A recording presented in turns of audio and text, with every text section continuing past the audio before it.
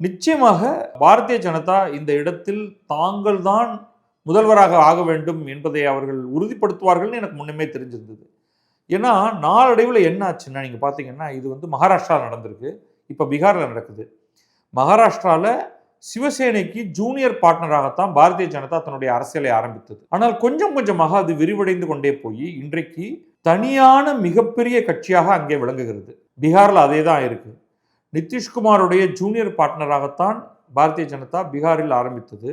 ஆனால் கொஞ்சம் கொஞ்சமாக விரிவாகி இன்றைக்கு அது ஒரு கணிசமான ஒரு இடத்தை ஈஸியாக தனியாக நின்றாலே பல இடங்களை பெறக்கூடிய ஒரு இடத்துல இருக்கு. இதோடைய நாளடைவில் என்ன ஆகும் அப்படின்னா பிற இடங்களில் நடந்தது மாதிரியே பீகாருடைய தனிப்பெரும் கட்சியாக பாரதிய ஜனதா இருக்கும்.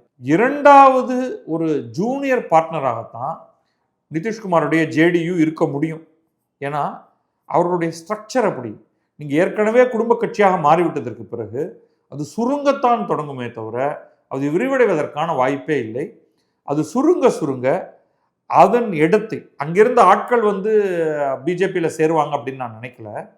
ஆனால் கொஞ்சம் கொஞ்சமாக பிஜேபி தன்னுடைய இருப்பை உறுதிப்படுத்தி கொண்டு இளைஞர்களை கவர்ந்து அப்படியே அது தன்னை விரிவாக்கி கொண்டே போகும். ஆனாலும் ஒரு இது நல்ல விஷயம் என்னன்னா பாரதிய ஜனதாவில் நீங்கள் அதோடு கூட சேர்ந்து இருக்கும் வரை உங்களுக்கு தேர்தலில் இடம் கொடுப்பார்கள், உங்களுக்கு மந்திரி சபையில் இடம் கொடுப்பார்கள்.